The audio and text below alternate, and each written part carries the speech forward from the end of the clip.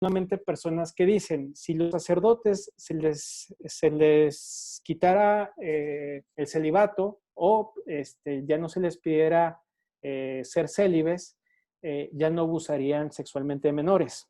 La respuesta a esto es, lamentablemente, el porcentaje más alto de los abusadores sexuales son precisamente aquellos que tienen una práctica sexual ordinaria. Es decir, aquel padre de familia que puede tener una relación de intimidad sexual con su mujer y en cierta manera esto rompe o echa abajo la indicación de que si el sacerdote no fuera célibe, perdón, si el sacerdote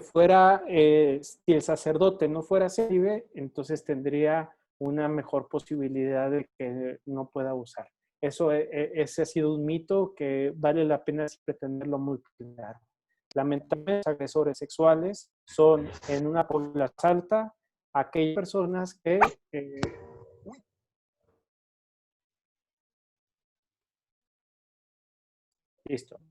aquellas personas que particularmente tienen una realidad de práctica sexual más común. Estas estadísticas nos van ubicando entonces a nosotros para decir, aunque fuera el 3% de población al 5% que tenemos que atender, pues obviamente que es para nosotros indispensable.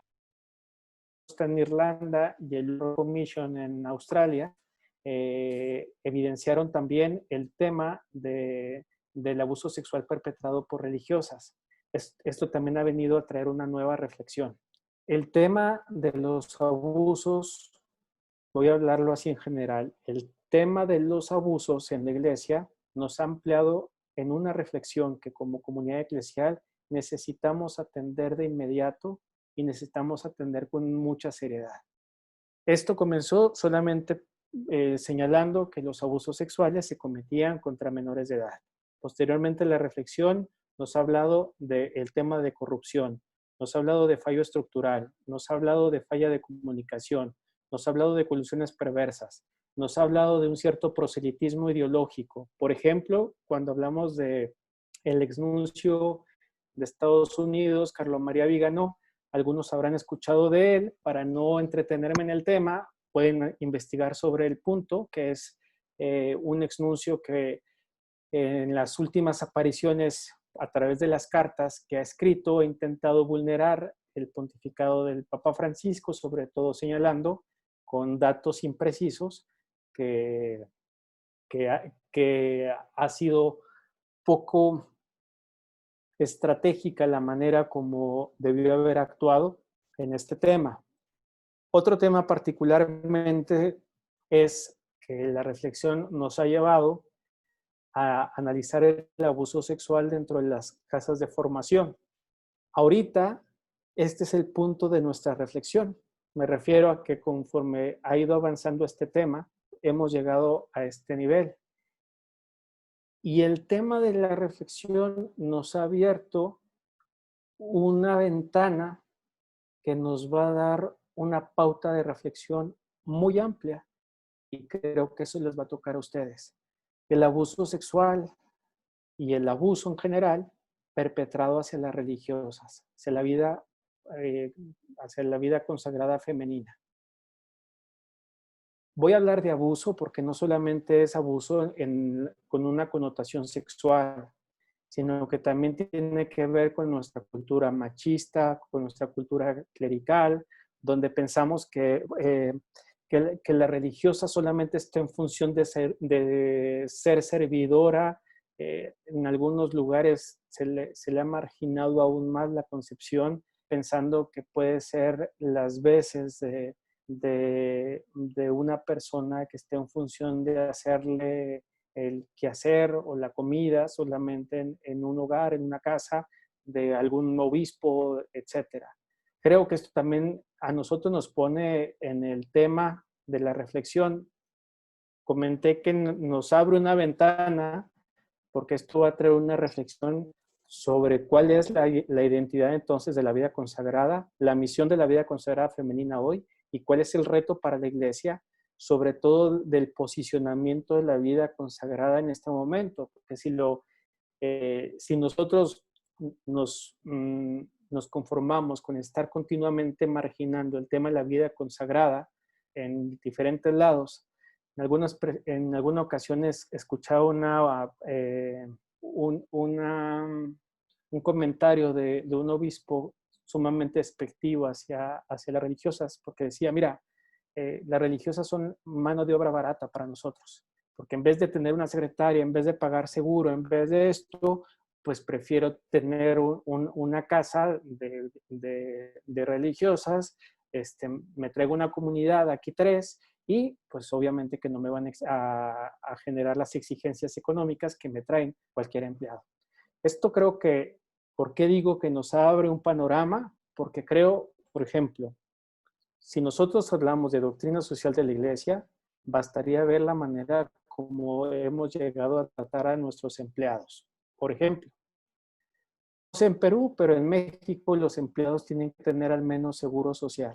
Y el seguro social significa que un patrón, en este sentido el párroco, en este sentido la persona responsable de una comunidad, tiene que darle seguro social a sus empleados. Qué denigrante pensar que los derechos para empezar de un empleado no sea capaz de darlos un párroco que resulte el patrón, porque nosotros hablamos de doctrina social de la Iglesia, pero quizás no la vivimos. Entonces, en este sentido, son como un poco las incoherencias que este tema nos puede poner sobre la mesa. Y cuando intentamos darnos cuenta de que nos metimos a un seminario de abuso sexual de menores, pues nos genera toda una revolución interna para pensar en varios aspectos sobre cómo se viven las violencias o los abusos dentro de la Iglesia. Abusos que se pueden dar en una temática de poder, en una temática de comunidad, abusos que pueden experimentar nuestros laicos. El peso de las llaves significa el poder para muchos de ellos. Es decir, si un laico tiene 1, 2, 5, 10 llaves de una parroquia, de un templo parroquial, pues se puede sentir con el derecho de lastimar o de gritar a nuestra gente. Ayer mencionaba el tema de las secretarias, por ejemplo, de los sacristanes, que en ocasiones pueden ser personas carentes de buen trato. No se diga del cura, que de pronto nos ponemos en el ambón continuamente a criticar, lastimar, gritar, agredir a la gente. Entonces, en este sentido, pienso que nos va abriendo todo este tema de reflexión. ¿Hacia dónde puede ir la Iglesia o cuál va siendo como el horizonte que el tema nos está empujando a ir viendo, visualizando de la Iglesia? Sí, se hablaba de una Iglesia más sinodal, más colegial, pero también con una Iglesia con un nivel de transparencia que cada vez sea más claro, con niveles de transparencia en el cual nosotros seamos capaces de dar rendición de cuentas. Yo hago una rifa de una torta, de un pastel, después de cada misa, es obligación mía señalar cuánto se gana, cuánto se invierte, cuánto se gasta, etcétera, ¿no? Porque en ocasiones esta falla de rendición de cuentas, pues es lo que nos va haciendo entrar en una dinámica donde nos molesta incluso que nos pidan rendir cuentas de las situaciones de dinero o de las situaciones que concretamente tienen que ver con nosotros. Eso es más o menos como el panorama o la reflexión que de pronto en esta dinámica de los abusos se van abriendo. El país que va llevando la delantera en la reflexión sobre la vida consagrada, los abusos en la vida consagrada femenina, es India. Concretamente India ha ido puesto justamente en evidencia los abusos sexuales que se han ido perpetrando hacia las religiosas, particularmente algunos de obispos y de sacerdotes que abusaron incluso sexualmente de ellas. Entonces, este sentido, por eso cuando se habló de personas vulnerables, y esto es la última normativa que se establece con el motu propio que se llama Vos Stix Lux Mundi, ustedes son la luz del mundo, se establece el término ya no de adulto vulnerable, sino también de persona vulnerable. Esto nos abre, o sea, nos da un horizonte hermenéutico más amplio todavía, porque resulta que persona vulnerable no se había tomado en cuenta que la formanda o el formando, aunque sea mayor de edad, pero que puede vivir una experiencia de abuso de conciencia, abuso de poder, abuso sexual, resulta también una víctima. Entonces, ¿por qué señalo esto? Porque resultaba indefendible. Al punto, por ejemplo, ayer una persona de ustedes, Pío Peña, creo que se llamaba, justamente decía que si cuál era la conexión entre la parte penal y la parte canónica. Responsabilidad de la Iglesia tendrá que ser esta colaboración también con la autoridad civil. Pues con esta introducción era para señalar entonces que este tema nos ha orillado a la Iglesia a ir abriendo ventanas, ventanas y ventanas, donde cada vez sí se siente la desesperación, la desesperanza, la tristeza, la angustia, lo que ustedes quieran, pero también sé la posibilidad de dejarle a nuestra siguiente generación una iglesia más limpia, es decir, una iglesia con un entorno más protector, una iglesia que resulte más semejante al Evangelio, porque todas estas acciones han ido como empolvando o han ido perjudicando para que esta misma sea la iglesia en la que Jesús pensó. Este tema entonces nos habla de si ayer dijimos que el abuso sexual no es solo un acto sexual cometido de un adulto con un menor, sino que es necesario una reflexión que llamamos sistémica. En esta reflexión eclesiosistémica analizábamos, y ayer era un punto con el que yo finalizaba el último comentario que dije ayer en la exposición, fue el tema que el reto en Perú para la, vamos a llamarlo, para la reforma de la iglesia en el tema de la confianza, de la veracidad, de la autoridad, entendida autoridad no como autoritarismo, sino autoridad en un sentido etimológico puro, positivo, pues es justamente el apoyarnos en una situación de transparencia a partir de la vida consagrada. Porque si alguien puede tener voz en este momento en la realidad de Perú, es justamente la vida consagrada.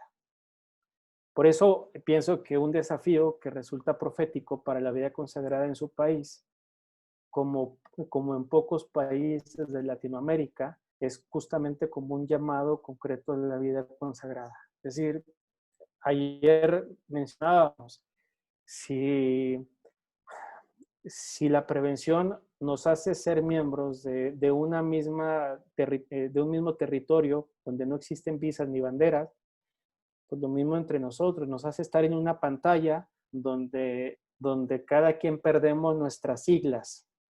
Dejamos de ser hijos, maestras, hermanos, sacerdotes de tal, para homologarnos con una misma misión bajo una misma identidad eclesial. Lamentablemente, entonces, este eclesiosistema se ha ido patologizando algunos rasgos del mismo sistema eclesial. Estos aspectos de enfermedad, llamémoslo así, es lo que vamos a evidenciar o a determinar como eclesiopatías.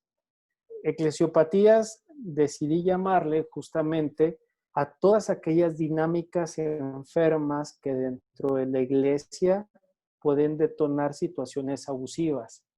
Las eclesiopatías no son sexuales, sino son dinámicas enfermas, anómalas, que dentro de nuestros ambientes pueden detonar situaciones abusivas.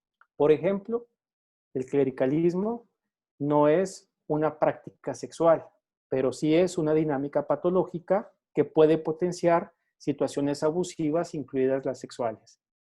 El abuso de poder, cuando una persona mantiene como una angustia exhaustiva por escalar, vemos un punto, un rasgo eclesiopático muy claro. La traición de la confianza.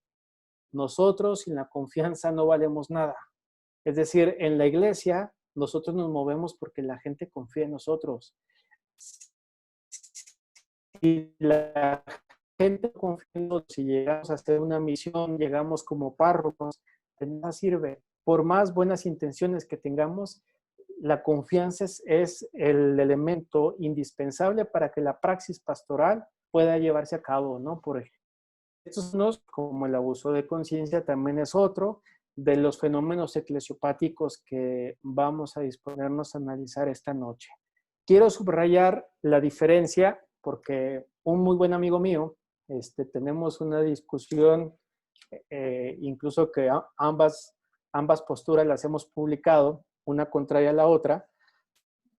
Un muy buen amigo mío, una persona que yo admiro y respeto mucho, sin embargo no estoy de acuerdo en este punto concreto con él, habla sobre cleropatías.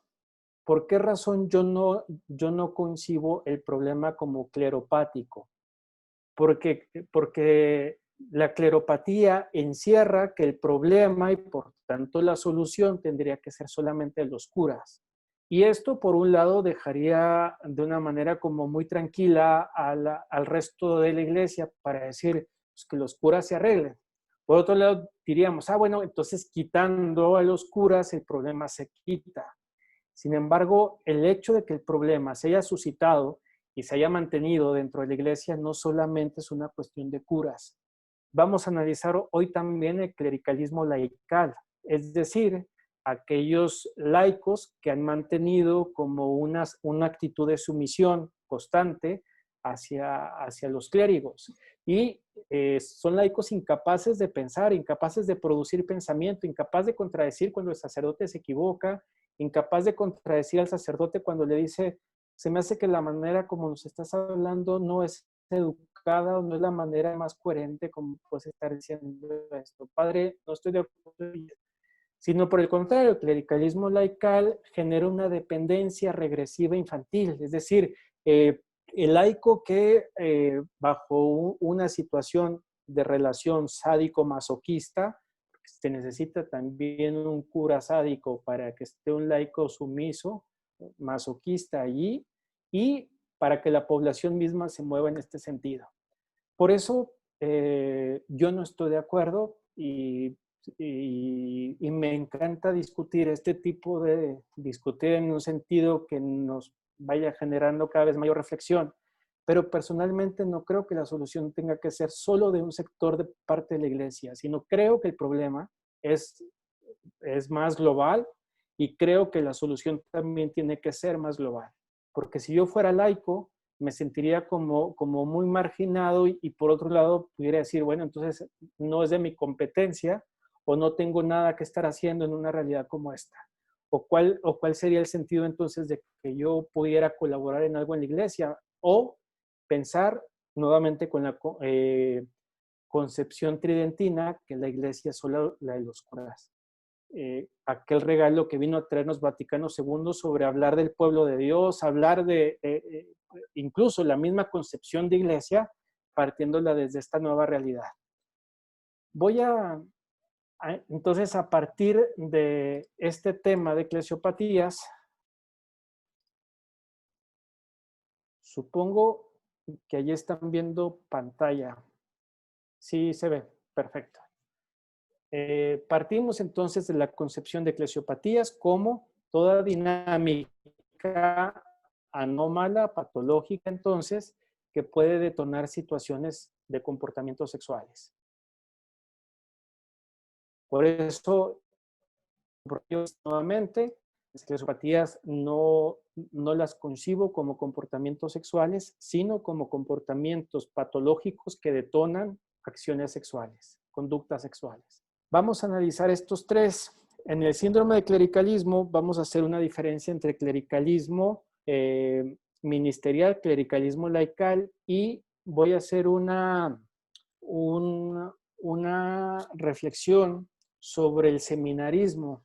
Quisiera homologarlo con la mejor precisión de término que pudiera aplicarse con ustedes, cada uno de ustedes, sobre todo con el tema de sus formandos y formandas. lo delicado que resulta esto y la prevención desde el inicio. El abuso de poder y la traición de confianza van a ser los argumentos que vamos a trabajar hoy. Empecemos con una definición de síntomas muy amplios y claros sobre el clericalismo. El clericalismo evidencia, obviamente, una actuación abusiva. Particularmente nos hablaría de una cierta prepotencia también de aquellas personas que se encuentran en una función de gobierno. Por la manifestación de esta búsqueda de excesivo poder, las personas pueden ir lastimando continuamente a las demás. En la práctica, concretamente, me refiero al ámbito eclesial. En la práctica, nos vamos descubriendo continuamente que las situaciones abusivas dentro de la iglesia tienen una plataforma muy significativa de niveles de clericalismo. Nos lo han dicho y sustentado los últimos informes que incluso de manera secular se han realizado.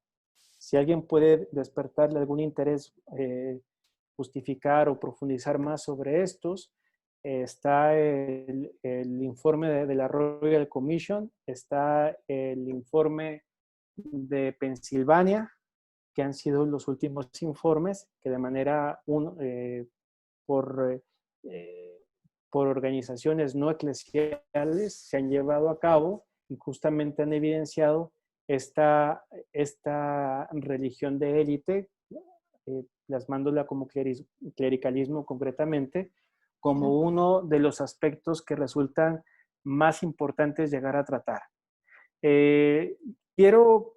Voy a dejar de compartir pantalla para comentar rápidamente este detalle. Los abusos sexuales a nivel geográfico resultan con algunas particularidades, así como los abusos sexuales de algunas congregaciones o diócesis tienen algunos rasgos. Para nosotros ha sido de mucho interés y esto por eso quise subrayarlo en este momento, los casos que se tienen de abuso sexual latinoamericanos, evidentemente y sin excepción alguna, tienen rasgos de clericalismo. Es decir, el síntoma de clericalismo resulta el elemento principal dentro de los abusos que se cometen en América Latina. Esto nos hace una diferencia con los abusos sexuales que se cometen en otros países. En los países europeos, por ejemplo, en Estados Unidos, cuando se habla incluso, por ejemplo, en los abusos que se cometen en el continente africano. Es significativo que particularmente el continente latinoamericano, llamémoslo así, tenemos como este síntoma insustituible, primordial y esencial que compete al tema particularmente de clericalismo. Clericalismo en un ámbito secular se equipara muchas veces a lo que en clínica entendemos como este narcisismo. Hay una parte que pudiéramos homologar aún más cuando llamamos narcisismo patológico, personas que se sienten con derecho a todo, personas que son capaces de sentirse que son dueñas del otro y por lo tanto se vuelven excesivamente demandantes. Los otros pierden libertad. Por eso, qué duro cuando alguien tiene una superiora o un superior narcisista, de estos narcisistas patológicos, donde todo aquello que les haga sombra lo tienen que desaparecer. Gracias a Dios estos no existen en Perú, existen en otros países, pero los narcisistas patológicos pueden de pronto detonar en las dinámicas abusivas hacia sus comunidades, ir con esta pedagogía del descarte. Todo aquello que brille más que yo se descarta. Y es ahí como vamos viendo que un narcisista patológico se va moviendo con esta misma dinámica. Continúo para ubicarnos entonces entre dos. Comenté que haríamos una distinción entre el clericalismo laical y el clericalismo ministerial. Hablemos primero del ministerial, entendido como este poder absoluto, cuando hay expectativas de omnipotencia. Y es importante distinguir que para un sacerdote, abusador, pedófilo, pederasta, es fundamental una diócesis, una congregación que posibilite o que al menos tolere el abuso. Yo creo que que las religiosas podrían hasta este momento hacerse la pregunta, ¿existen pedófilas, pederastas, mujeres, abusadoras sexuales, mujeres? La respuesta sería sí, pero la población de las abusadoras y pederastas es muy baja. La población más alta del abuso sexual es cometido por la población masculina. Otro rasgo a nivel social, no a nivel eclesial. A nivel social, el porcentaje más alto de víctimas son niñas. Por eso se habla de un delito de género. Atentos porque esto no tiene nada que ver con ideología de género. No me refiero a delito de género, ¿a qué me refiero? Que un hombre varón abusa concretamente de una niña. Es decir, y se va haciendo un delito de género porque continuamente se va identificando entonces que la mayoría de la población agresora es masculina y la mayoría de la población agredida es femenina. Si bien esta es la característica, unas características generales de clericalismo ministerial, el sacerdote que se siente dueño de todo, que se siente este síndrome que podríamos llamar el síndrome del emperador, donde es un señor feudal en su parroquia, pues lo mismo existe también en este clericalismo laical. El clericalismo laical tiene una dinámica muy particular. Por un lado, es sumiso hacia la figura de autoridad, pero por otro lado, se vuelve tiránico hacia las personas que se encuentran debajo de él. Ejemplo, una coordinadora del catecismo hacia sus catequistas, hacia las mamás de los catequistas, se podrá comportar de una manera altanera, pedante, engreída, etc. Pero hacia el obispo o hacia el párroco, de una manera muy sumisa, muy complaciente, y es aquí cuando vamos viendo que el clericalismo laical se nutre entonces de este temor reverencial que una laica, un laico, tiene en su relación con el sacerdote. Esto es importante subrayarlo mucho en el tema de la vida religiosa femenina. Pueden indirectamente ustedes fomentar en nosotros síntomas narcisistas, que se potencien incluso síntomas narcisistas cuando tenemos mayor población de religiosas sumisas con esta actitud de temor reverencial. Entiéndase desde una manera muy clara sumisas. ¿Sumisas a qué me refiero? Personas coartadas en la libertad. A eso me refiero con sumisa. Esta actitud de sometimiento se manifiesta como una dependencia entonces regresiva infantil. Es importante señalar que la colaboración entonces del encubrimiento con el escándalo, con la ocultación de los hechos, nos van haciendo también a nosotros cómplices del delito. Muchos laicos clericalizados se han concentrado más en proteger las fantasías de esta iglesia perfecta que a dar la mano a las víctimas.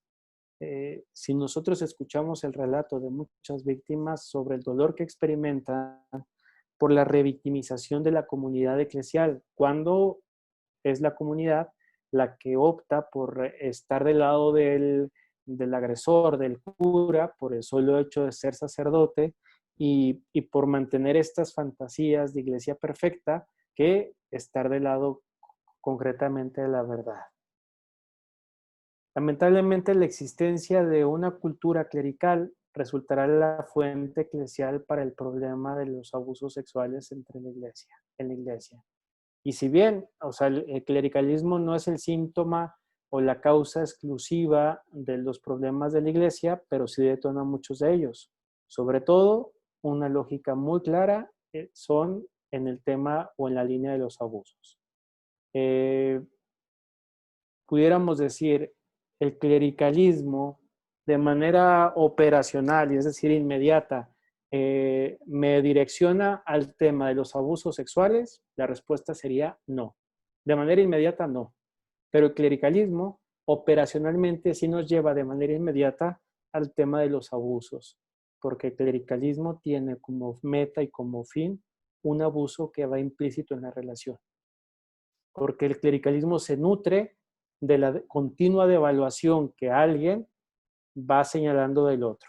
Por eso para una persona clericalizada es muy importante establecer los márgenes totalmente eh, contrarios uno del otro. Aquí es donde mencioné que hablaríamos sobre el seminarismo. Homologues el seminarismo con el tema de las formandas, de las aspirantes y de los aspirantes en cada congregación religiosa también. Incluye este tema para hablar sobre el discernimiento vocacional como un aspecto de la prevención que vale la pena tener.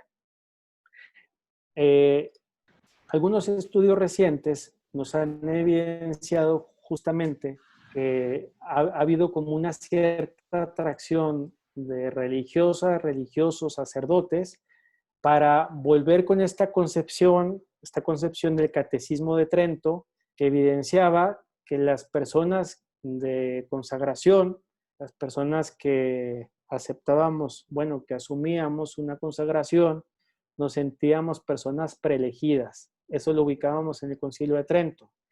Este fenómeno ha detonado lo que hoy algunos, algunos teólogos, ¿no? Un dominico, por ejemplo, que recuerdo que lo maneja en su obra de Jesús Hoy, Albert Nolan, hablan sobre el neoconservadurismo. Sustentado también en otro jesuita, Marco Rubnik, quien habla de los movimientos de la historia. Cuando Rubnik señala que la historia se va moviendo bajo un doble movimiento. Por un lado, la parte normativa y por otro lado, la parte orgánica. Entonces, la historia va teniendo estos dos movimientos, lo normativo y lo orgánico. Va siendo entonces la iglesia también movida con este doble movimiento, una iglesia más normativa, una iglesia más orgánica. Este estudio de Marco Rubnik, cuando habla sobre la teología de la historia en la iglesia, nos evidencia justamente la transición en la que hoy estamos nosotros, una transición de una iglesia más normativa que se está moviendo hacia una iglesia más orgánica. Todo movimiento genera o detona lo que podríamos llamar nosotros una turbulencia. La turbulencia genera movimientos violentos que puede detonar lo que llamamos regresiones. Es decir, algo en la iglesia se está moviendo muy fuerte porque nos estamos acercando a un cambio, una concepción de iglesia de normativa a más orgánica. Bastaría ver los últimos documentos, incluso eclesiales, para darnos cuenta que la aspiración de la iglesia, al menos por documentos, no hablo de los hechos, pero al menos por los documentos, está aspirando a ser más orgánica. Sin embargo, esta aspiración de movimiento genera la violencia que puede detonar movimientos regresivos. Cuando digo movimientos regresivos, ¿qué quiero decir? Que sea más seguro volver hacia atrás, que es lo conocido, que seguir adelante, que es lo desconocido. Y es aquí donde llegó un movimiento que le llamamos el neoconservadurismo. En teología espiritual estamos hablando ahora de este neoconservadurismo como una tendencia contraria al movimiento del espíritu que va suscitando en la iglesia un carisma y un movimiento y las mociones que resultan justamente contrarias al espíritu, pues una de ellas es el neoconservadurismo. ¿Cómo se puede entender el neoconservadurismo? Por un lado, lo digo de manera muy simple, cuando lo vintage se pone de moda, es decir, lo viejo nuevamente se pone de moda. Y es cuando dentro de las estructuras de la iglesia vemos que la fascinación de alguien esté justamente en volver a las estructuras del pasado. En el consultorio atiendo a dos personas que me mandaron los obispos para cercanas a la ordenación, de diferentes seminarios de diferentes lados. Y curiosamente, ambas tenían esta fascinación y tendencia porque en su ordenación se establecieran ciertos signos y hubiera ciertos detalles que para ellos resultaran importantes. Hablemos de los detalles, comenzamos en esto. Uno de ellos mencionaba que en su pueblo, bueno, en su diócesis se acostumbra que a cada uno se le ordena en su pueblo como, como una acción de gracias que la iglesia diocesana da a la comunidad de la cual salió el sacerdote. Pero en ese pueblo acostumbraban a sacar al candidato de su casa para acompañarlo hasta la capilla o el lugar de la ordenación.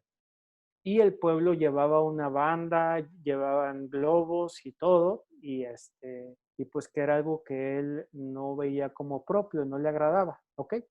¿Qué es lo que tú quisieras que pasara? Pues a mí me gustaría más que hubiera una orquesta. Sin afán despectivo, me atreví a preguntarle si en su pueblo había alguien que tocara el violín, al menos, para hablar de orquesta. Dice, no, pero podemos traerlo de la ciudad, ¿ok? ¿Qué más?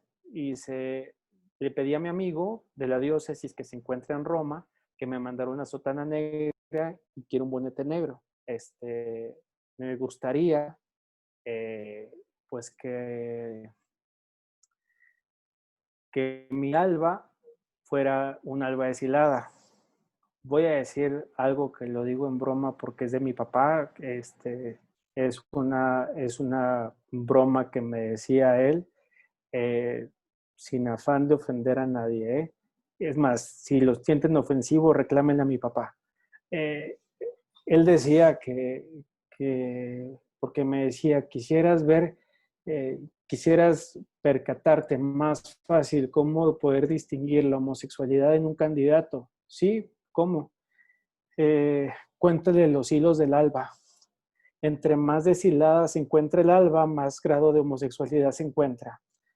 Señalando él que cuando ahora tenemos las albas al estilo más ligero, con más hilos, pues obviamente no, esto se pone en moda. Basta echarse una caminada por Roma hoy y darse cuenta que en los aparadores nuevamente los ornamentos de guitarra, todas estas partes, pues se ponen de moda.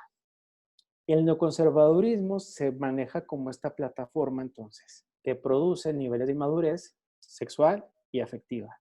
Y por tanto, va haciendo que este tipo de realidades se muestren muy claras en los candidatos. El segundo candidato de consulta que les mencionaba ahorita, él le pidió a su obispo que le permitiera hacer su cantamisa en latín y de espaldas al pueblo. Le preguntaba yo que por qué un momento tan especial como es una cantamisa quería hacerlo tan inentendible para la gente. Yo le decía, en tu comunidad, concretamente donde hay gente que no habla el español, sino hablan un dialecto, ¿cómo concibes que se puede entender concretamente dar tu primera misa en latín? Le digo, mira, hablemoslo un poco más claro. Tú y yo, del rosa a rosa no pasamos. Es decir, nosotros lo que aprendimos del latín en el seminario, llegamos a la primera declinación. Nosotros no sabemos latín. Es decir, no somos una generación que se formó con toda la estructura latina de nuestra generación precedente. Pero es significativo darnos cuenta hoy que esta tendencia puede estar cada vez más marcada. El fenómeno del neoconservadurismo ha evidenciado entre nosotros que congregaciones, particularmente con este corte, actualmente están teniendo menos desgaste cuantitativo de vocaciones. Es más fácil que accedan jóvenes con esta tendencia del neoconservadurismo a una congregación como tal. Manifiestan una cierta fascinación por los elementos del pasado, tienen una mirada egocentrada, personas que resultan incapaces de mirar concretamente al pueblo de Dios. Se les caracteriza desde seminaristas, desde aspirantes, por su maltrato a la feligresía, y manifiestan una aspiración de alto rango, particularmente de aspiración a las funciones de gobierno. Supongo que lo dije aquí, no recuerdo con exactitud el dicho de mi abuela. Sí lo dije ayer aquí sobre el lechón. No sé si lo mencioné, pero en México se dice lechón al cochinito, al puerquito chiquito. No sé si en Perú también se hable el puerquito chiquito, no sé si se le diga de la misma manera, lechón. Y mi abuela tenía un dicho que me decía para este tipo de identificaciones, porque señalaba, si de lechón muerde el grano, ¿qué será de marrano? Es decir, si esto hace hoy que no ha llegado a ser ordenado, ¿qué no hará cuando sea cura? Si del lechón muerde el grano, ¿qué será de marrano? Este tipo de señalamientos nos van evidenciando para que evidenciar que el seminarismo o el aspiranterismo pudieran ser un síntoma eclesiopático donde una persona se va sintiendo ya con esta mirada egocentrada. Es muy significativo darnos cuenta que una iglesia, particularmente una congregación, un aspirante que tenemos entre nosotros, cuando menos actitud tiene hacia las aspiraciones sociales dentro de la iglesia, mayor posibilidad de enajenación como una tendencia al fanatismo tiene. Dicho en otras palabras, cuando cuando nuestros creyentes, laicos, religiosas, sacerdotes, manejamos niveles de fanatismo cada vez más claros en acto, manejamos un mayor distanciamiento hacia las cuestiones sociales. El fanatismo no le juega al servicio social que todo creyente, por doctrina, es invitado también a realizar. Si no es más fácil enredarnos en doctrinas y enredarnos en justificaciones que ponernos concretamente en el acto, que ponernos cercanos a la gente, que ponernos a trabajar en cuestiones que tengan una trascendencia también con nuestro pueblo. Esto puede pasar justamente con esta práctica. Voy a continuar con el abuso de poder. Son dos aspectos que resultarán un poco más ágiles para verlo. Hablamos particularmente del abuso de poder para señalar que la crisis de los abusos sexuales ha puesto también de relieve la errónea forma de gobernar que existía por parte de la jerarquía, sobre todo en aquellas situaciones donde los abusos se fueron repitiendo. Las diócesis y las congregaciones donde hemos visto que los abusos se perpetuaban o donde los abusos parecía que se reproducían, pues obviamente que lo que va a vulnerar más es la errónea forma de gobernar. En este sentido es donde el liderazgo ético de las personas que nos gobiernan, hablando en un sentido muy positivo de la expresión, el liderazgo ético de nuestros superiores, superioras, de nuestros obispos, de los sacerdotes, es un tema sobre la mesa hoy. Porque si este tema no nos genera o nos promueve la oportunidad de reflexionar sobre la autoridad, sobre lo que significa hoy el liderazgo pastoral, el liderazgo comunitario, pues vemos algunas consecuencias que se han dado justamente por el erróneo funcionamiento que en el día a día se da. El abuso genera particularmente entonces la desprotección de la feligresía, particularmente de la más vulnerable, sobre todo porque rompe el límite. Hay este fenómeno de extralimitación. El límite se rompe. Por lo tanto, las víctimas no son solamente el blanco del agresor, sino es el blanco de toda la estructura con síntomas de un poder desbordante. Por ejemplo, si una víctima quiere hacer una denuncia en una arquidiócesis donde el cardenal ha comprado todos los medios de comunicación, ya no digo los jueces, porque fue a presentar su denuncia, la denuncia no procedió y los medios de comunicación han sido vendidos en la mayor parte de él pues obviamente vemos a víctimas revictimizadas, dolidas, por, maltratadas por estas estructuras desbordadas de poder. En este sentido, es que hemos visto muchas veces válido, voy a hacer una cosa muy bruta, pero en ocasiones vemos cómo resulta válido el recurso que meten algunas víctimas de meter el escándalo mediático, porque la iglesia no fue una institución suficientemente capaz de escucharla y por lo tanto el recurso inmediato de la víctima fue un parlante, una bocina que se hiciera a través del escándalo mediático. Y es aquí cuando, saltando el escándalo mediático, es cuando queremos jugarle al apagafuegos. Lamentablemente, este método que tenemos en la iglesia de apagafuegos, es decir, hasta que no haga escándalo funcionar, es lo que ha repercutido y ha dañado más a nuestra iglesia en el día a día, lo palpamos y lo vemos más claro. Nos encontramos con este tipo de víctimas, particularmente de espectadores silenciosos, espectadores que han favorecido el ocultamiento y la complicidad. Pudiéramos entender estas víctimas como mártires de nuestra época, sobre todo mártires del poder, de la incomprensión y lamentablemente de la ausencia de Dios en el seno de su propia casa, la iglesia. Ellas experimentaron el rapto de la inocencia dentro de nuestra misma iglesia. Y es aquí cuando hablamos sobre este martirio que nosotros provocamos. Benedicto XVI utilizaba una expresión muy fuerte cuando decía que los enemigos de la iglesia no se encontraban fuera de ella, lamentablemente estaban dentro de la iglesia.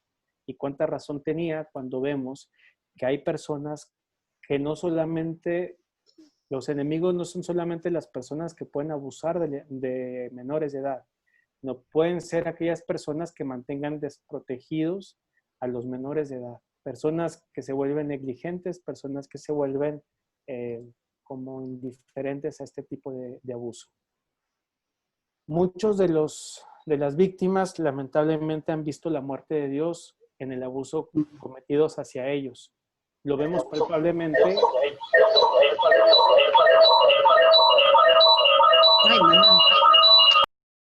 Listo. Lo vemos palpablemente el abuso de poder cuando se experimenta como una derrota de Dios. Cuando atendemos a una víctima, lamentablemente, evidentemente que el último aspecto a tratar será justamente el espiritual, el teológico o el religioso, porque hay prioridades más esenciales, como puede ser el fisiológico. Si nos llega una víctima que ha sido abusada, una jovencita que ha sido abusada a escasas horas, pues la prioridad no es Dios en este momento. La prioridad es cómo se encuentra la salud de esta persona. La emergencia se vuelve sanitaria, es decir, la primera intervención tiene que ser ginecológica. Llevarla con un ginecólogo para saber si ella se encuentra bien. O sea, si internamente, si físicamente se encuentra bien. Y empieza todo un proceso que cada víctima va elaborando de distintas maneras. Como no existe el perfil único del agresor, no existe el perfil único de las víctimas también. La traición de la confianza es el último punto que vamos a compartir hoy. Mencioné justamente la necesidad de la confianza como algo esencial y constitutivo para la praxis de nuestra fe.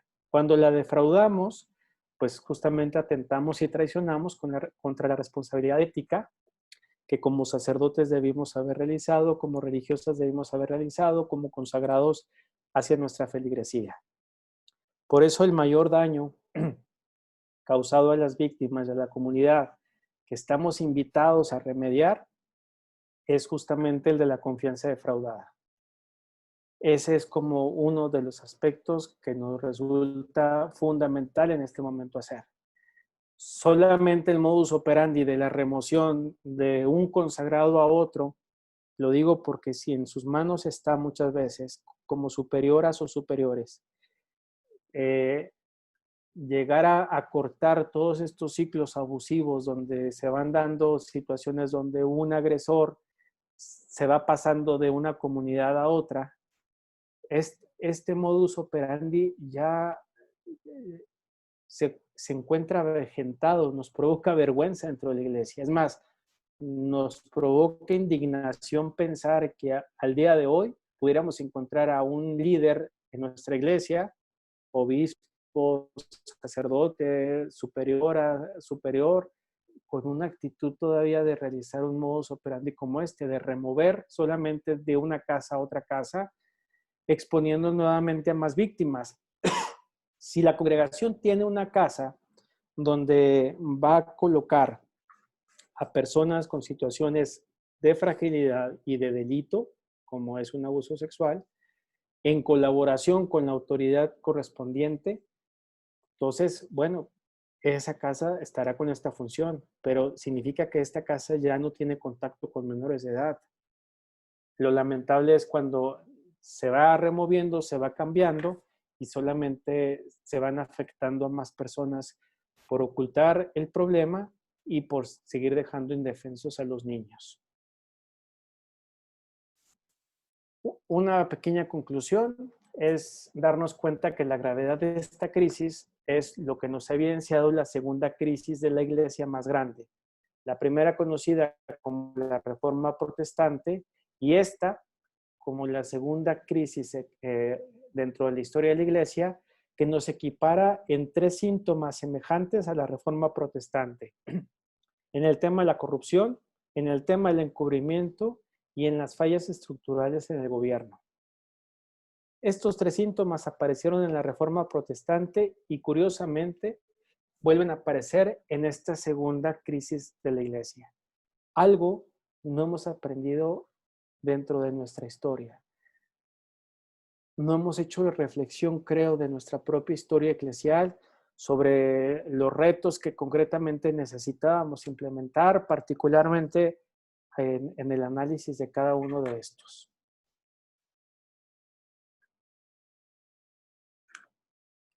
Voy a terminar entonces señalando que es importante ubicar que si los abusos sexuales efectivamente no son una realidad exclusiva de la iglesia, pero sí tienen una incubación de dinámicas específicas. A esas es a las que he llamado eclesiopatías, sobre todo cuando tienen una iniciación en la falla de discernimiento. Es importante considerarlo. ¿Cómo se puede tener una iniciación en una falla eclesiopática? Cuando admitimos a personas con una fragilidad psíquica, es decir, personas, candidatas, candidatos con una personalidad muy frágil y que le damos el poder sagrado, lo pongo entre comillas. Es decir, lo hacemos superior, lo hacemos superior. Imagínense una superiora con una fragilidad psicológica. Se vuelve una tortura y un tormento para la congregación misma. Un superior con una fragilidad psíquica que no soporta que nadie salte, comience a... Cuando alguien no soporta que un hermano nuestro brille o destaque en algún rasgo o en algún aspecto y pretendemos a toda costa callarlo, algo no anda bien.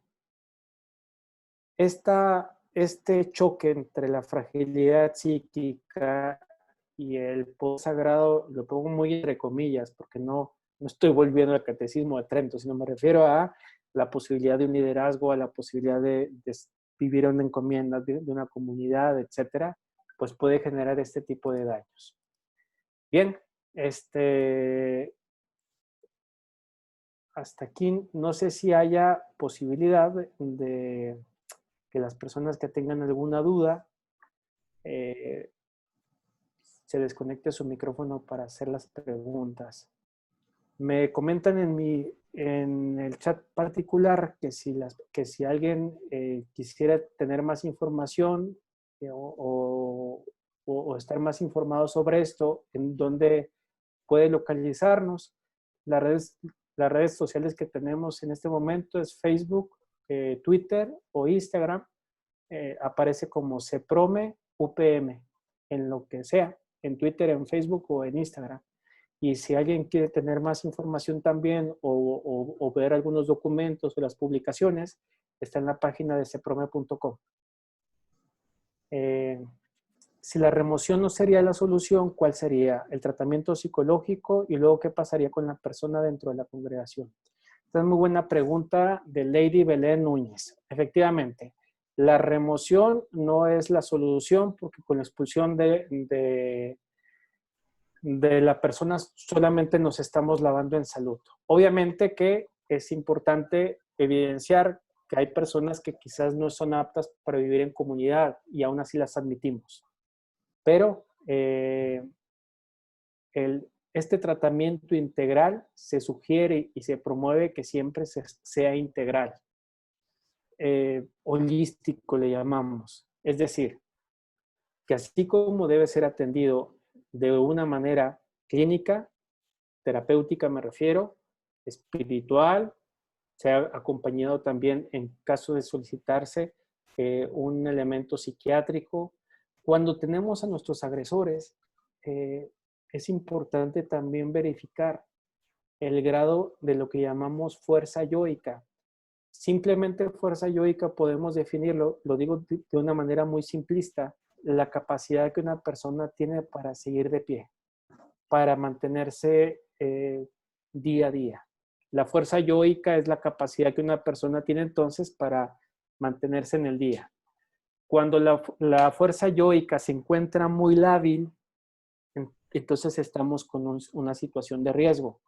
Es importante comentarlo porque dos casos que hemos tenido muy lamentables que nos ha tocado atender, le hemos dicho al obispo concretamente que este sacerdote, me refiero a ambos casos, no debía estar solo porque la fuerza yoica es muy lábil.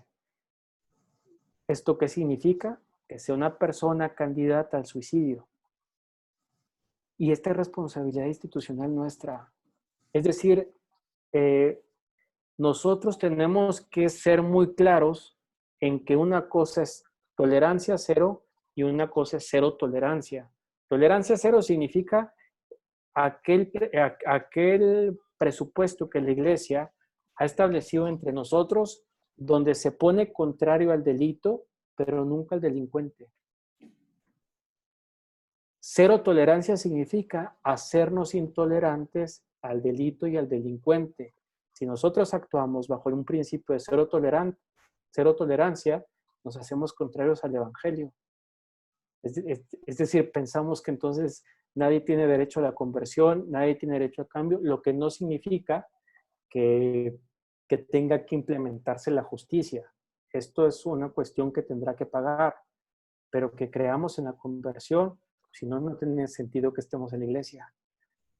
Pero esto va moviendo entre nosotros el criterio de preguntarnos en base a qué nos movemos, tolerancia cero o cero tolerancia. ¿Cuándo distinguimos que una comunidad se mueve con cero tolerancia? Cuando de frente a una persona que ha incurrido en el delito, la comunidad no lo vuelve a ver jamás. No quiere saber nada de él, lo desplazamos y no queremos volvernos a encontrar en absoluto con él. Esta es una comunidad, perdón, que se vuelve intolerante, que no quiere volver a saber nada de quiere borrar de su historia, de la comunidad o de la institución, todo lo que tenga que oler, ver o todo lo que tenga que ver con esta persona. Por eso creo que es un riesgo entre nosotros hacernos intolerantes, porque es una nueva manera de vivir el fariseísmo. Pensar que nosotros, por no ser delincuentes, somos los buenos, cuando en realidad nuestra práctica de fe resulta contraria. Buenas noches. ¿Podría decir algo sobre el abuso de conciencia? Si me permites, si me aguantas, para el jueves un punto que se va a analizar tiene que ver con la afectación de la confianza, un poco para no adelantarme sobre el tema. Yo le llamaba muerte social cuando actuamos de cero tolerancia, ¿sí? correcto, Víctor. Efectivamente sería como incluso esta dar muerte al hermano es una actitud que resultaría muy del Génesis, ¿no? Al final de cuentas es la misma palabra que nos interpela preguntándonos dónde está tu hermano. Aunque fuera el hermano que nosotros vemos delincuente, aunque sea, no deja de ser nuestro hermano. Si nosotros creemos en la consanguinidad de vida consagrada, sabernos hermanos, hermanas, de una con otra, de otro con otro, pues entonces sabemos que habrá fallas en el otro, como lo hay conmigo, que de pronto es bueno también saber cómo se van a trabajar o cómo se van a tratar. No sé si haya alguien más que quiera hacer alguna pregunta o algún comentario que quieran ampliar también.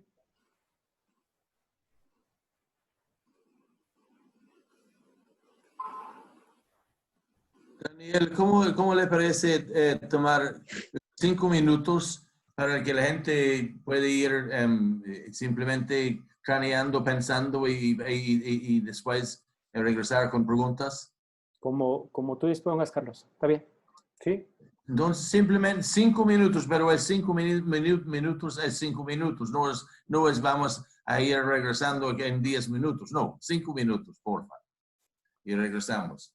Y da tiempo y de esta forma podemos hacer una serie de preguntas donde Daniel puede responderles en grupos. ¿Te parece?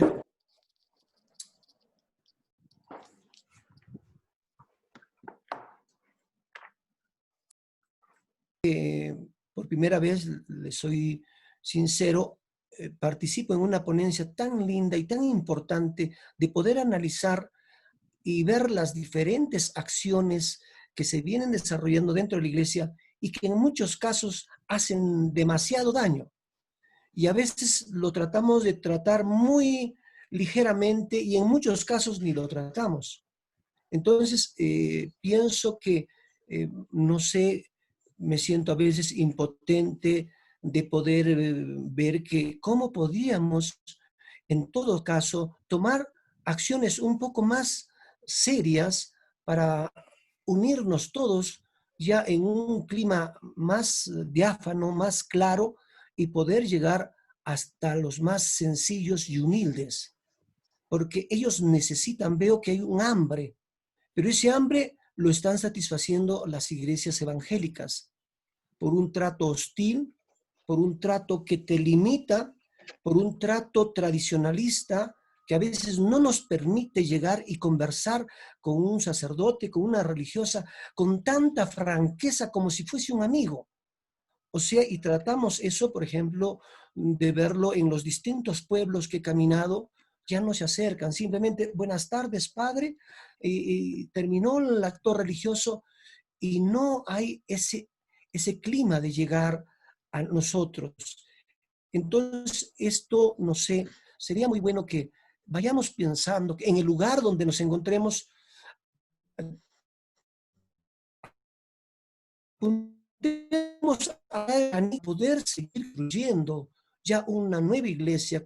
Si esto pasó y usted lo está denominando como una segunda etapa que se presentó a través del protestantismo por las mismas situaciones que se dieron en ese tiempo, esperemos un nuevo respiro. Creo que un oxígeno que llegue a nuestra iglesia y nos permita respirar con mayor tranquilidad, con mayor bonanza, con mayor difusión de nuestra fe tan sana, ¿no? Eso es mi comentario, perdóneme, no sé si soy tan asertivo quizás, pero me gustaría compartirlo de una manera sincera, porque a veces nos quedamos en ciertas partes y no lo tocamos, pero quisiera que esto siga creciendo entre nosotros, en nuestras nuevas generaciones.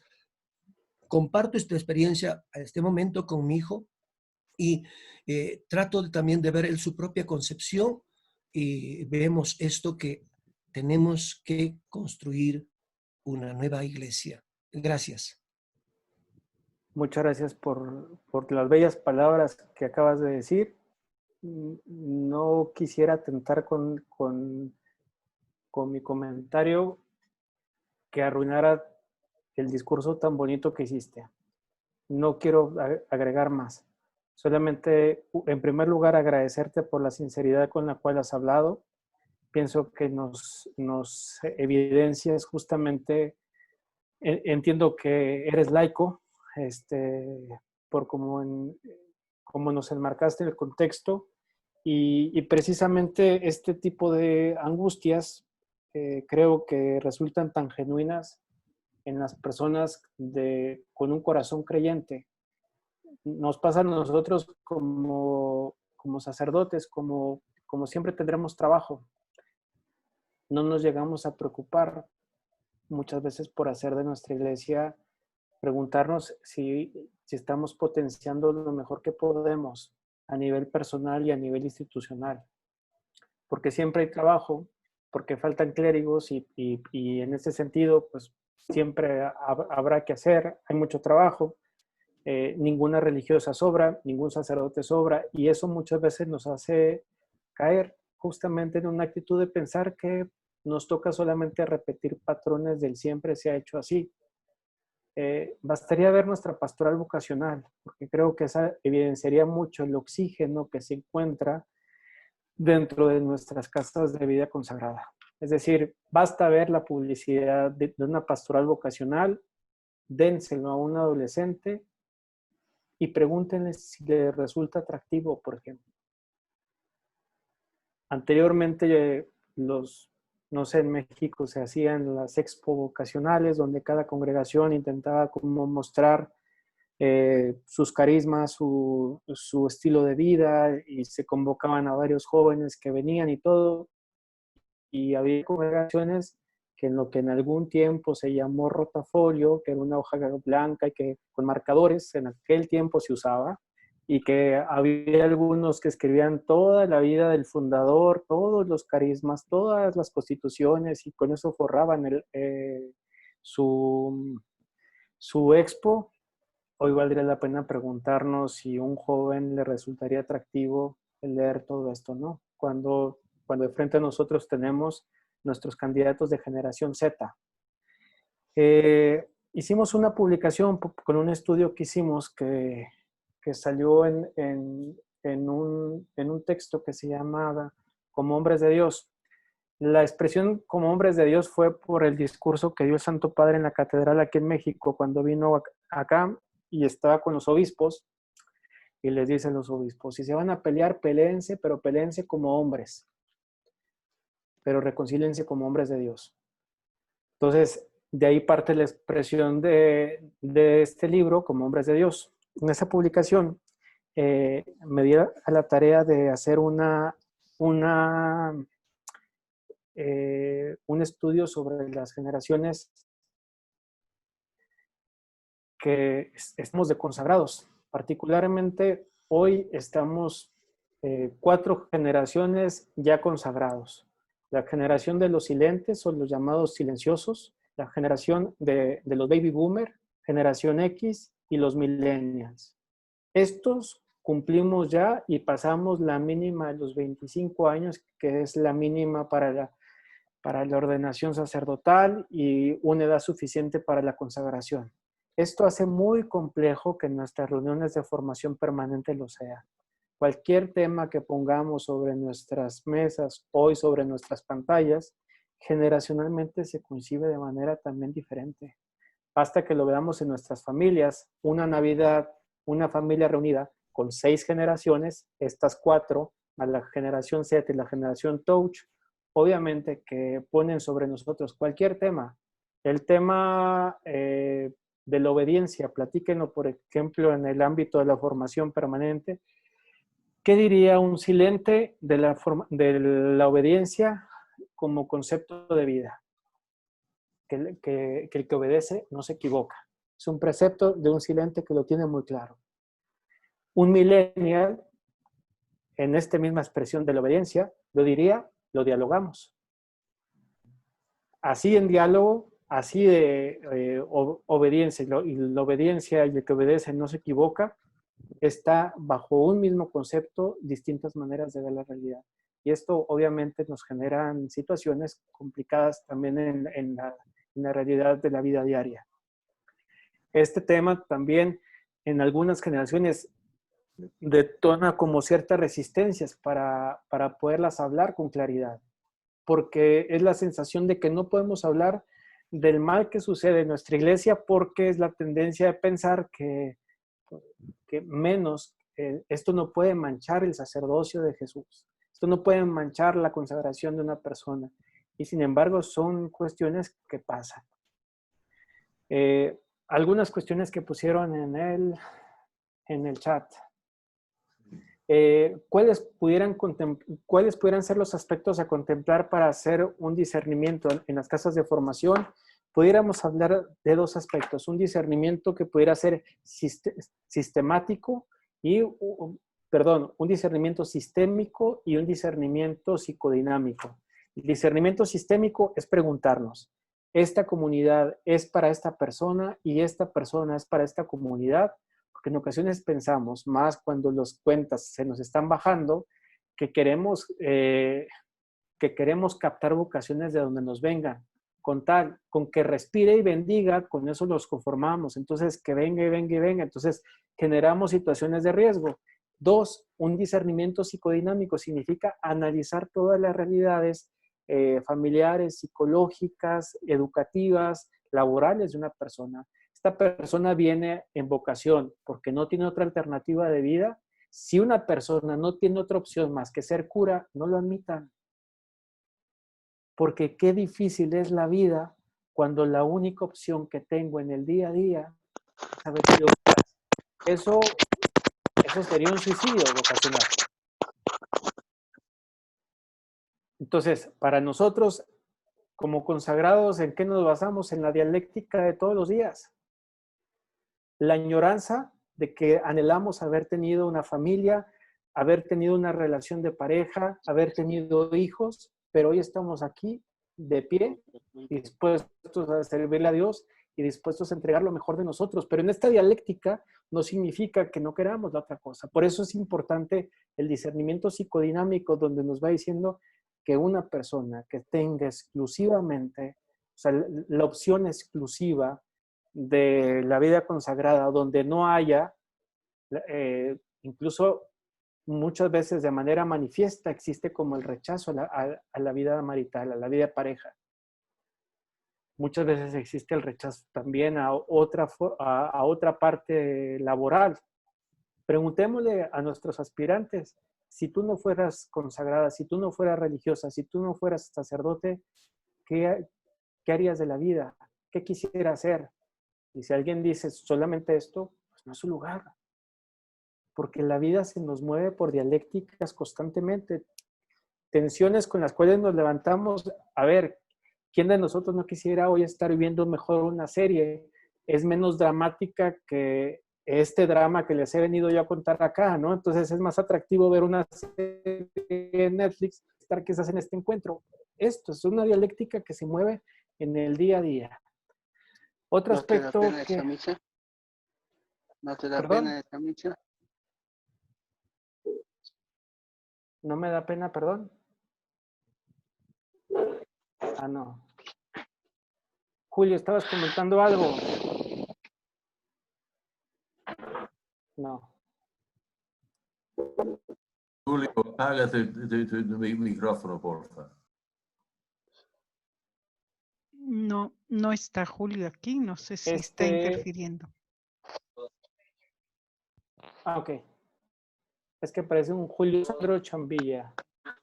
¿Cómo hacer esta diferencia entre cuando una persona es obediente, vive el voto de obediencia, y hasta qué punto se vive bajo el abuso de poder? Muy buena pregunta, Evelyn.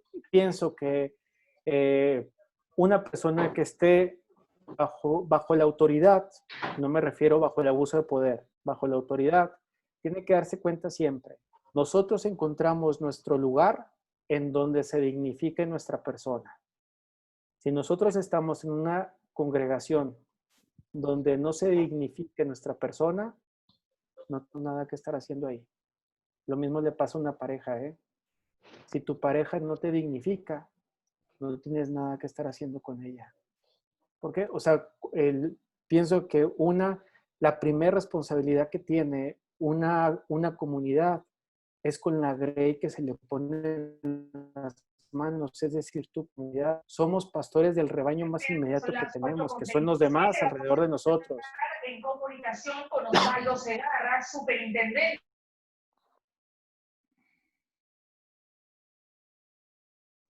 Ya investigar a la SUNEDU, investigarla y además citar a la cual... Isabel. Algo está interfiriendo con... También alguien está interfiriendo con el video, no sé qué sea. Ok. Isabel Amparo sí Disculpa. me hizo caso de, no te preocupes, me hizo caso de ponerse a ver algo más interesante.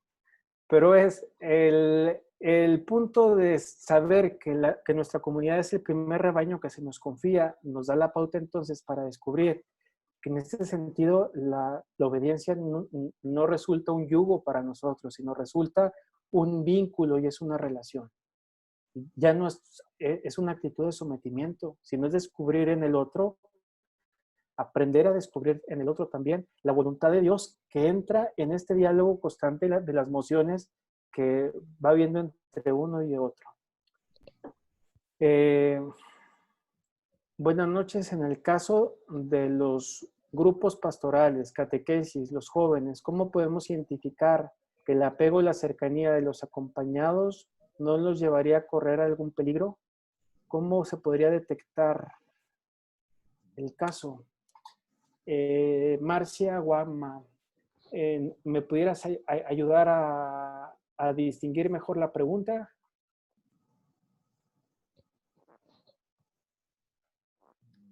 No sé si Marcia... Ah, sí, hola Marcia, buenas noches. Buenas noches, un gusto. Sí, la pregunta era acerca de, por ejemplo, ya en la pastoral parroquial, ¿no? En el caso específico de la catequesis y de los grupos juveniles, que es donde tenemos, pues, menores de edad, ¿no? Y trabajamos con ellos. En este caso, por ejemplo, hay adultos, en el caso de la catequesis, que trabajan con niños, ¿no? Trabajamos con padres. Y en el caso de los grupos juveniles, en cambio, tenemos, digamos, jóvenes, algunos un poquito ya mayores también que trabajan con jóvenes. Entonces, hay casos en los que podría darse que los acompañados, ¿no? Los que son parte de este grupo, sienten demasiado apego hacia quien los acompaña, quien los dirige. Entonces, en primer instante, pues uno procura no pensar mal. Ahora, ¿de qué manera uno puede, o yo podría, o la persona que esté ahí, podría darse cuenta o ver rasgos que luego esto no vaya a caer en peligro para los pequeños, para los adolescentes? O sea, Sí. Usted no ha dicho, pero de pronto en este caso, ¿cómo podría? O sea, ¿qué es lo que podría identificar así como que de primera mano? Muy bien, muy bien. Gracias. A ver, este es otro tema que se abre en la reflexión y que es el tema que llamaríamos la deontología. ¿Qué cosa es la deontología? Llegar a profesionalizar los servicios que debemos ofrecer en la iglesia. La misma profesionalización de nuestro servicio implicaría llegar a profesionalizar también a las personas que lo ofrecemos.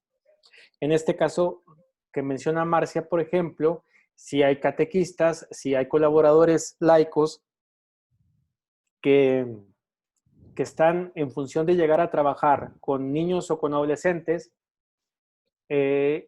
un código deontológico sería llegar, en primer lugar, a captar esta población de servidores, saber de qué manera podemos poder como llegar a formarlos y la formación misma como una captación de saber situaciones de riesgo que puede haber en uno y en otro. Por ejemplo, si hay una situación de riesgo con alguna persona, por ejemplo, un código deontológico tendría que ser que todo párroco supiera que al menos los catequistas que tienen o los servidores de los adolescentes no tienen antecedentes penales. Pero padre, ¿cómo me va a pedir a mí una carta de no antecedentes penales? Pues sí, ¿Por qué? Pues porque no lo hago por mí, lo hago también por la gente. Sobre todo cuando nos llegó una persona que hizo su cambio de domicilio, llega con nosotros y nos dice, pues yo estaba en México y hoy estoy en Perú, entonces, pues yo fui catequista en México y vengo ahora a ofrecerme para Perú. Ah, sí, pásele, bienvenido. En ocasiones podemos hacerlo tan fácil, la vía de acción, y generar los apegos que mencionaba Marcia nos va evidenciando también una situación de riesgo. Por ejemplo, en comunidades donde sean muy pobres, donde no exista ni la capilla, ni un lugar dentro de la iglesia donde podamos reunir a los niños para dar catecismo, que el catequista no se lleva a los niños a su casa. Eso es por protocolo. Pero es doña Juanita, que ¿quién va a pensar que doña Juanita vaya a abusar sexualmente de un menor? Es que si le permitimos a doña Juanita, lo puede hacer fulanito o menganito también. Y en esta situación es no dejar en claro que nuestros servicios parroquiales, por más pobres que estemos, tienen que estar siempre en exposición para los demás. Entonces, en todo pueblo, por más pobre que está, siempre tenemos un árbol que nos cobije la sombra. Ahí podemos dar el catecismo donde la gente nos vea. Es decir, hacer una cultura de transparencia no implica, muchas veces pensamos en las cuestiones económicas que va a invertir esto, pero es más el sentido común que tendríamos que invertir. Termino mi intervención, Marcia, diciendo algo. Cuando la perversión se manifiesta en una persona, se manifiesta en primer lugar por la falta de sentido común. Personas que tienen fallas continuas de sentido común nos ponen en acto su perversión. Una persona con una tendencia al abuso tiene fallas de sentido común. Los abusadores, conste que no dije sexuales, los abusadores tienen fallas de sentido común. Se vuelven excesivamente demandantes, no soportan el descanso de los otros. ¿Cuánto nos hace falta en la vida consagrada y sacerdotal que se nos hable de la teología del descanso? Porque estamos habituados a pensar que el consagrado está para trabajar. Ya descansaré en la vida eterna. Otro precepto, ¿no? Pero es darnos cuenta efectivamente que el descanso también habla de nuestra capacidad de dejarle a Dios con el don de la gratitud, de decir misión cumplida. Culmen de una misión, el descanso, por ejemplo, ¿no? Entonces, pienso que en este sentido, cuando hay falla de sentido común, el abuso se pone en acto. En la parte económica, otro ejemplo, ¿no? Cuando hay falla de sentido común, pues las personas de pronto se dan cuenta que no hay una transparencia económica y un ecónomo o una ecónoma no entrega las cuentas claras a su comunidad y de pronto las cosas faltan, pero la falla de sentido común le hizo comprar cosas que no eran necesarias o que para esta persona resultaban importantes, pero para el resto no. Otra pregunta, últimas dos. Carlos, tú me dices cuando me tenga que callar, ¿eh? Solo digo estas dos para... Muy buenas noches. Sí, María Denise, buenas noches. Sí, muy buenas noches. Soy la psicóloga de la parroquia San Miguel Arcángel de Huaripampa, de acá de Perú, y trabajo dentro de un proyecto de defensoría parroquial del niño y del adolescente. Muy bien. Entonces, desde el punto que voy escuchando es muy importante felicitarlo por su participación de una manera bastante didáctica. Y también pienso yo que desde la psicología creo que también podemos ayudar bastante a los jóvenes, a los niños y a las personas que asisten tanto a los servicios parroquiales que da cada parroquia. Pienso yo desde el punto que estoy trabajando, creo que sería importante tal vez programar, organizar un servicio psicológico en cada parroquia por lo menos que cada parroquia tenga el apoyo de un psicólogo para reforzar, creo yo, también las habilidades que tengan los niños, los jóvenes, porque también, si bien es cierto, como usted mencionaba en el ejemplo, ¿no? De que los niños no tienen por qué irse con los catequistas, no tienen por qué irse con las personas a su casa, sino tienen también que saber cuidarse. Y ese hecho de saber cuidarse también viene desde, ¿no? Desde que papá implanta el hecho de que cada uno se cuide a sí mismo, se protegen a sí mismo. Entonces también pienso yo que desde la psicología también podemos brindar un tanto el autocuidado, el hecho de poder cuidarse a sí mismo, de saber protegerse y de saber decir, de saber avisar las cosas cuando uno está en peligro. Asimismo también creo que la psicología también nos ayuda bastante porque el hecho de ser católicos, el hecho de creer en Dios, también está bastante unida con la psicología, porque de alguna manera la psicología trabaja bastante con la conducta, trabaja bastante con la conducta de las personas y hace que uno vea a las personas no solo como seres físicos, pero cuando estamos ligados con Dios, vemos también a las personas como espirituales. Entonces creo que desde ese punto, unido la psicología con la iglesia, con el amor que le tenemos a Dios, podemos ver a las personas como criaturas a la imagen de Dios, como seres que se han tal vez en algún momento apartado de Dios, pero que también pueden, como dice, reinsertarse, no solamente en la sociedad, sino también reinsertarse a creer en Dios, a seguir amando a Dios, a pesar de las dificultades que puedan presentar. Entonces, desde ese punto, mi pregunta es, ¿cómo cree usted de que tal vez la psicología puede ayudar en este sentido para tal vez cuidar de los jóvenes, de los niños o de las personas que asistan a la iglesia? Muchas gracias. Muchas gracias. Dos cosas. Una es un comentario nomás. No sabía que iba a haber laicos en la exposición. No sé de quién haya sido la idea, pero celebro que así haya sido el que haya la participación de laicos entre nosotros, porque siempre nos ayuda mucho como a acotar y a ubicar la reflexión de una manera más concreta.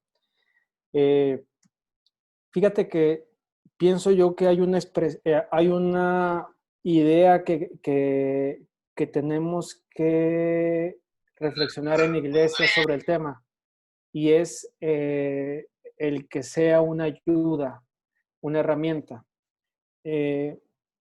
Siempre la tendencia de la iglesia en ocasiones ha sido, y en ocasiones tenemos que admitirlo con pena y vergüenza, que es una tendencia de omnipotencia, es decir, que todo tiene que estar al servicio nuestro. La filosofía tenía que ser la esclava de la teología, por ejemplo. Hoy, que la psicología sea una herramienta para la teología. Y entonces es como ir viendo la parte de manera más dicotómica, es decir, como en pedacitos, como un rompecabezas, cuando estamos en una sola realidad.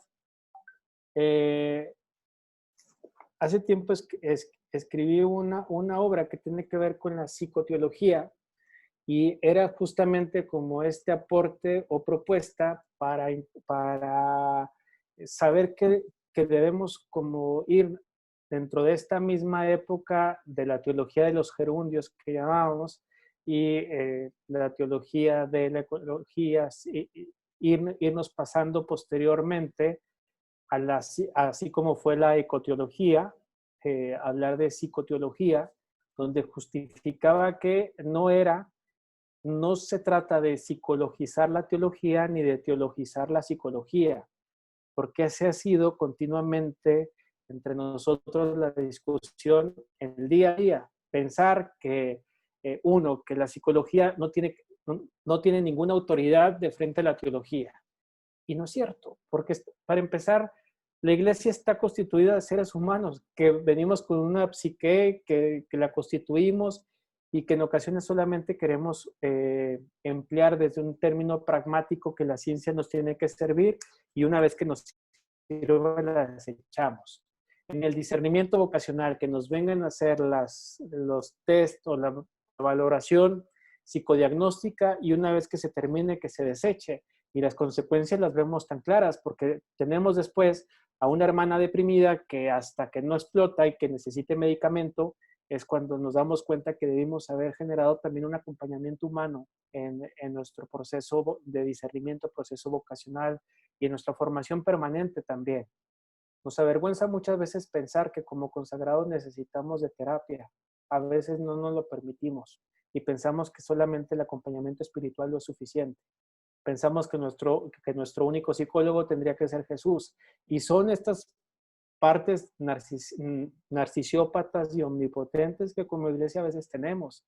Saber que en ocasiones somos tan frágiles que necesitamos ayuda nos hace entrar en una dinámica de una iglesia humana y darnos cuenta que, pues, que en ocasiones necesitamos ayuda terapéutica y que por necesitar ayuda terapéutica no me hace ser menos sacerdote o más sacerdote que otro, sino que me hace sentirme frágil, me hace experimentar mi fragilidad y me hace saber que a pesar de esta fragilidad es justamente donde se me manifiesta la gracia.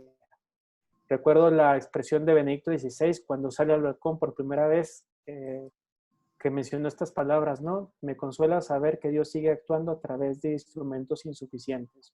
Es eso, la fragilidad humana. Saber que seguimos siendo, a pesar de ser instrumentos suficientes, dispuestos también a esta ayuda. Carlos, están 46 preguntas en el chat privado, pero obviamente no alcanzamos. Y veo en lo general también algo sobre, bueno, de hecho sobre formación y que me parece muy importante en este nivel y sobre el machismo, si el machismo es parte de la causa o es una característica. Yo creo que hay temas que se podría tocar. Otra cosa que me...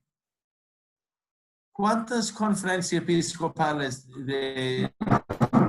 te ha invitado a hacer una charla así, Daniel? En América Central existe el SEDAC, que es el Secretariado de los Obispos de América Central, que se juntan para hacer sus reuniones.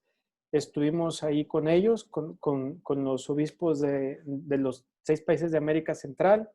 Con los de Venezuela estuvimos recientemente. La idea era estar en Ecuador antes del inicio del coronavirus, pero no pudimos estar allá. Y en Honduras tenemos la siguiente semana, en el siguiente mes, perdón, Honduras, Guatemala. El Salvador también. Son de los países que ahorita recuerdo, sí. Sí, me parece que lo que has dicho, de hecho, es formación en algo se ha tocado lo de formación y de hecho, formación continua. La formación no es una cosa que se estanca y puede quedarse allí, es algo que, y yo creo que esta es una oportunidad enorme para retomar puntos que necesitamos trabajar y que son evidentes dentro de lo que está pasando en la iglesia. Correcto. Podemos seguir hasta las 8 si hay alguna pregunta o algún tema que tú quieres aclarar antes de terminar esta noche, Daniel. No, si me permiten, es que me mandaron algunas preguntas al chat privado. Ya copié las preguntas. Voy a pasarlas para, si me permiten, hacer una modificación de la exposición para el jueves e intentar responder la mayoría de ellas. Y si ya no se diera alguna respuesta que estuvieran solicitando, pues ya la podemos tocar en el mismo diálogo el jueves, Dios mediante. Muy bien. Nos quedan 10 minutos, Daniel. Ok. Si tú gustas, quedan 10 minutitos. Perfecto. Aquí tengo una de Margarita que dice que si en América Latina ha habido una buena recepción de las indicaciones del motu propio Vos est Lux Mundi, sobre todo en las instancias para recepcionar denuncias en cada diócesis. Yo creo, Margarita, eres Corali, ¿verdad? La que preguntó esta. Sí. Los latinoamericanos nos caracterizamos porque queremos evidenciar que cumplimos lo que nos pidieron, pero lo hacemos más por complacencia que en realidad por introspección de la norma. Lamentablemente los latinoamericanos actuamos de esta manera. Es decir, hacemos un decreto de que existe una comisión, pero resulta una comisión fantasma. Hicimos una publicación que salió hace 15 días sobre una reflexión del Voce Stil Lux Mundi.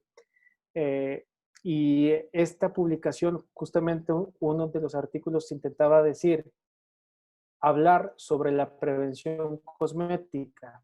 Y la prevención cosmética es justamente esto que nos estás comentando tú, que muchas veces podemos estar actuando algunas cosas y lo hacemos nomás por señalar que en mi diócesis o en mi congregación existen, pero no funcionan.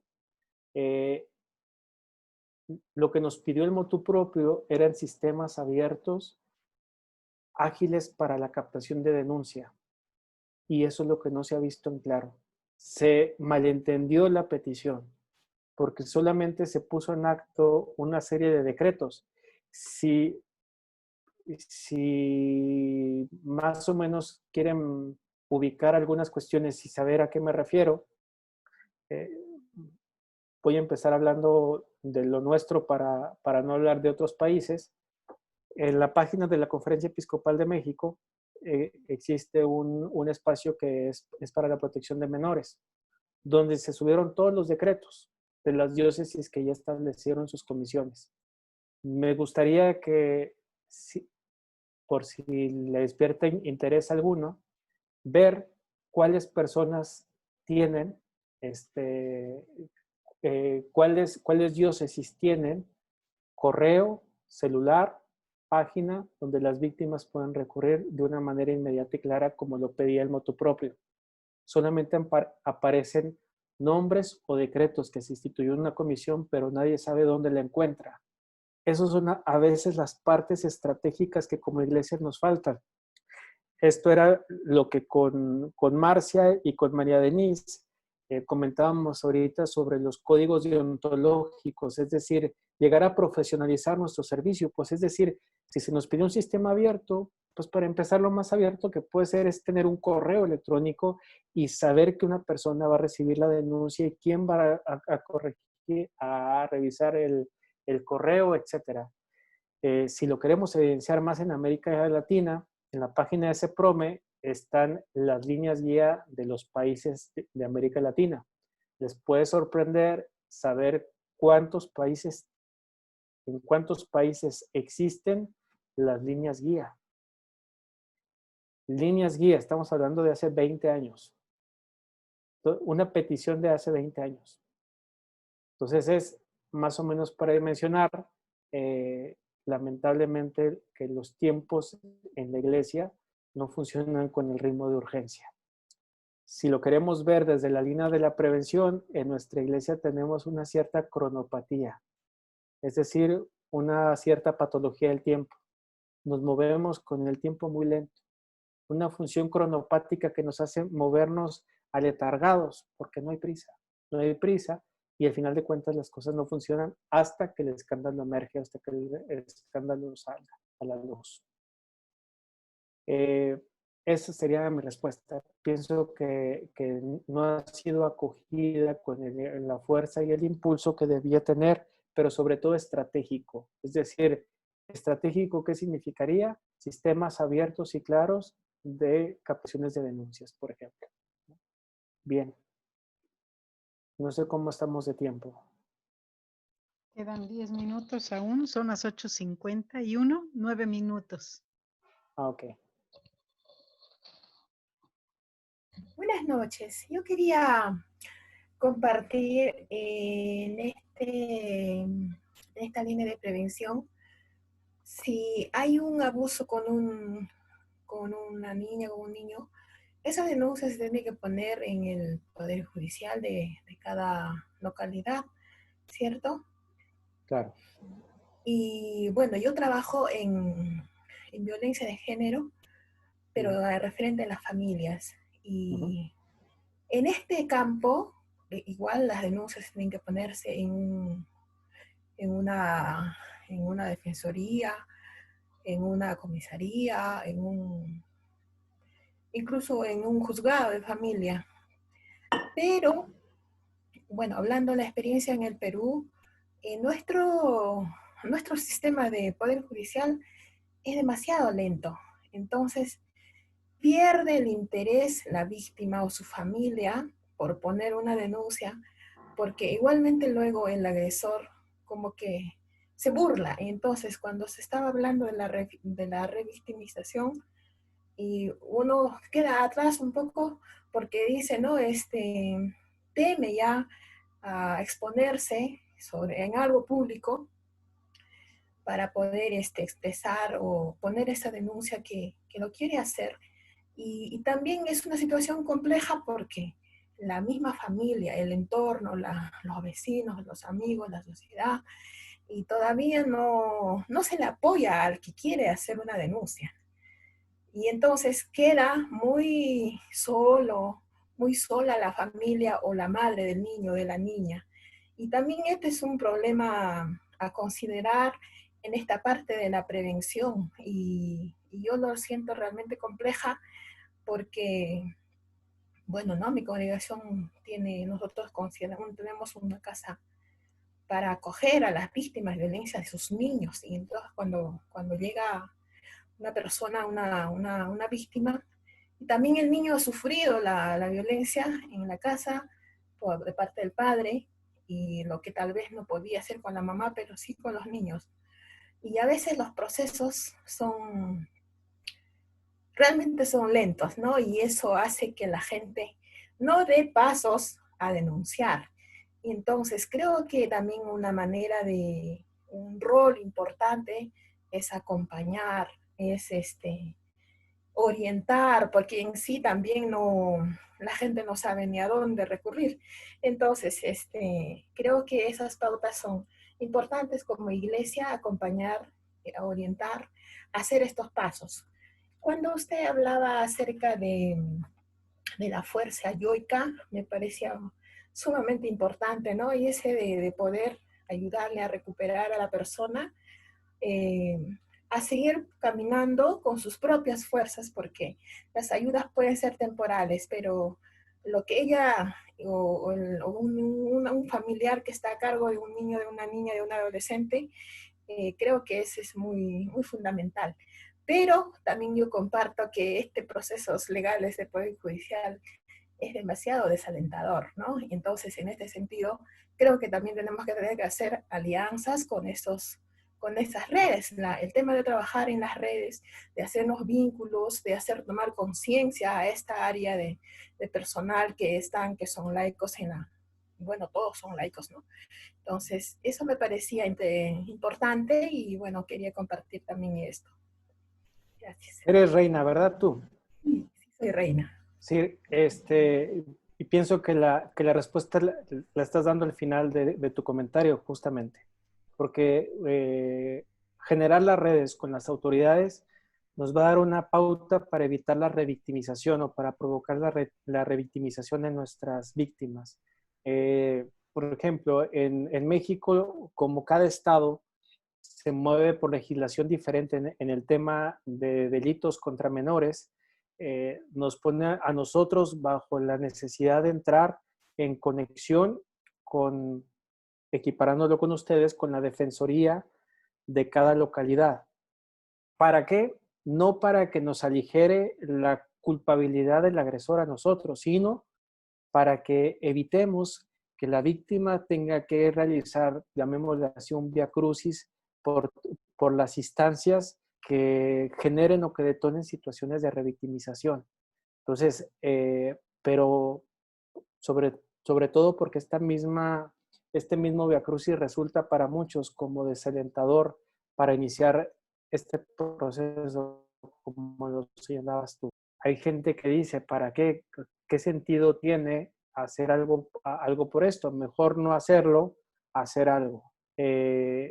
Creo que por eso, lo que mencionaba Margarita, es importante tener un sistema claro, abierto de recepción denuncias que favorezcan y que respalden y que cuiden las partes para poder favorecer este clima de prevención, ¿no? Este clima que ayude a que cada vez sea más claro entre nosotros.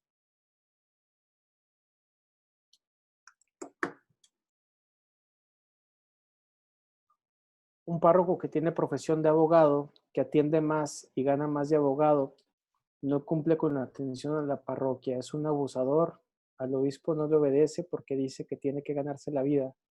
Sus ingresos son sus casos que atiende diariamente. No deja que las religiosas celebren para liturgias o cobra dinero si se quiere utilizar el templo. Lamento la situación. Es decir, no pues, el mismo comentario efectivamente señala el dolor que puede experimentar una feligresía de que no estemos actuando en favor de nuestra comunidad y bueno, que lamentablemente no ejerzamos nuestra acción pastoral como debiéramos, ¿no? Carlos, dime. Lo dejamos hasta el jueves a las 7. Okay. Entonces, no mañana, jueves a las 7 y estamos todos bienvenidos de nuevo. Y muchísimas gracias, Daniel, es un tema que es tan urgente para tratar con franqueza y con un lenguaje donde todos podemos entender. Muchísimas gracias. Al contrario, es un privilegio estar con ustedes y les agradezco mucho que me den la oportunidad de entrar a sus hogares también a través de este medio. Cualquier persona que quiera entonces mayor información sobre esto, estar enterado, tenemos una presentación de un libro el siguiente sábado que les haré llegar la invitación a través de Margarita para que si acaso quieren entrar en esa misma conversación, es particularmente para laicos, la misión de los laicos en el tema de la prevención. Será el sábado, se llevará a cabo a través de Facebook Live, que es dentro de la página de CEPROME, y se presentará esa nueva obra que se publicó con varios autores de diferentes países. Muchas gracias por su tiempo, su apoyo, y bueno, pues nos vemos el jueves, con el favor de Dios. Muchas gracias. Muchísimas gracias a todos. Nos vemos el jueves. Gracias. Gracias. Hasta luego, Que muchas gracias. descansen. Buenas Gracias. noches. Muchísimas gracias y bendiciones hasta el jueves. Muchas gracias. Muchas gracias. Gracias. Gracias, buenas noches, gracias. Buenas noches. Gracias. Gracias. Ahí se quedaron algunas preguntas en el general. Adiós.